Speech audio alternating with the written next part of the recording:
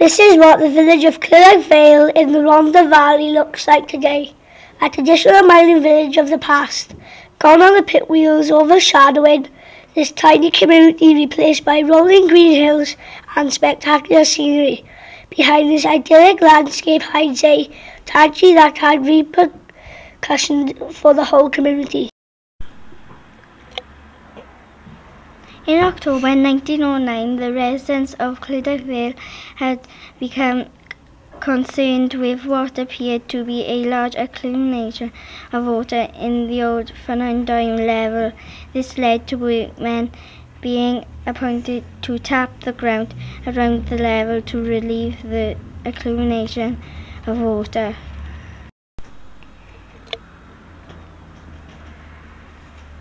On March the 11th, 1910, at approximately 4 p.m, the workmen were tapping the ground when suddenly no less than 800,000 gallons came gushing violently out of the level.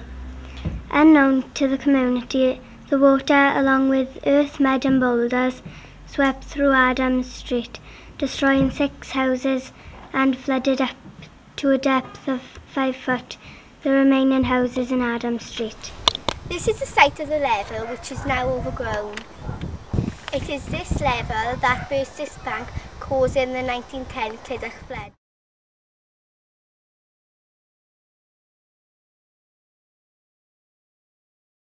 This is Adam Street, Cwmclydach Vale, the scene of where the flood first hit, Adam Street number 13.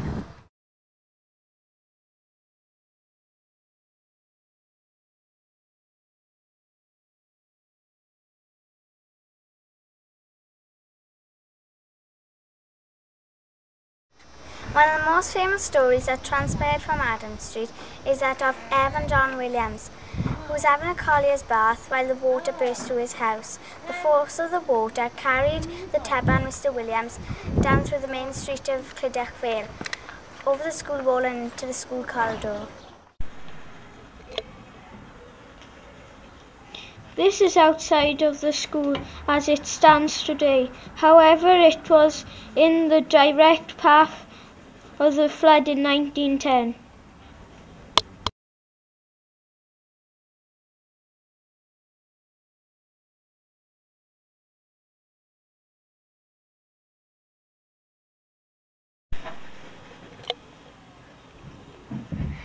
This is the classroom from where Mr. R.R. Williams, the head teacher of the boys' school, saw the water rushing down a hill. Now then, in 1871 the level was sunk, and then it was closed for 5 years. And the people living in that area were very concerned about the build-up of water. And the first thing was entering their head is want to know, where did the water come from? And the level is so near the surface that when it's raining, water seeps through the ground and it builds up. Well, after it was closed for 5 years, there was a barrier put inside the level to hold the water back. The people then, in those days, were concerned about the build-up of the water, and there was that concern. They had workmen in from Cardiff to what they called then tapping. So they released the water a little drop at a time. But all of a sudden, the water was so immense inside, it burst through. The men who did working just managed to get out from it in time. The result then, the water came all the way down behind Adam Street, right through the houses there, past. Anybody remember Dutch Cinema up here before the house was built? Old chapel? Nobody? Well, anyway, it came down where that house is there, and along the wall, this big stone wall like is around the school, and washed against that, shot against the road and into the school, not this school, the school below, into the main hall. And then with that, a teacher from the school happened to see the water coming, and he ran to help him, got all the children out from the school, run down there to warn them and get as many out from there. Unfortunately, there was 3 pupils died, 2 ladies from Adam Street, and 2 babies. Now, with the result of that then, they put a pipe in. There was no fear of any more water coming out from there. But further up the brook, you know the brook down below? Just down below here, running up that way. The culvert, as they call it. Yeah, have you seen the stream coming down? Oh, yeah. And the water now is relieved from that level to another outlet, as they used to call it, and a pipe is taking the water from that level, so that there will be no more fear of that level bursting.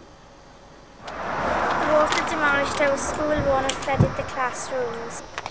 The girls' part of school was devastated by the flood water. The lives of the school's children were in danger. It was lucky that the miners were walking home from their shifts at the time of the flood. They saved so many children who were in danger of losing their lives. The teachers realised that lots of the children were trapped in this playground. The teachers with the miners helped rescue many of the children from this playground. Tragically, one of the child, Gertrude May Rees, while being led to safety, was taken by the floodwater and drowned. The pressure of the water in the yard led to the collapse of the bottom school wall, releasing the water into a nearby river which saved many lives. Unfortunately, 2 other children also died. Brodwin Davis needed ours. This plaque is in memory of the 6 victims of the Cwmclydach Vale 1910 flood disaster. The victims were Brodwin Davis, aged 9 years, Eden Howells, aged 6 years, Gertrude May Rees, aged 5 years, Frances Williams, aged 10 weeks, and her mother Elizabeth Ann, aged 34 years, and Hayden Brimble, aged 3 weeks.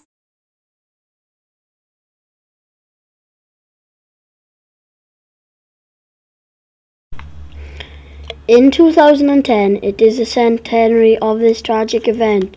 It is a story that should not be forgotten by the residents of Cwmclydach and generations to come.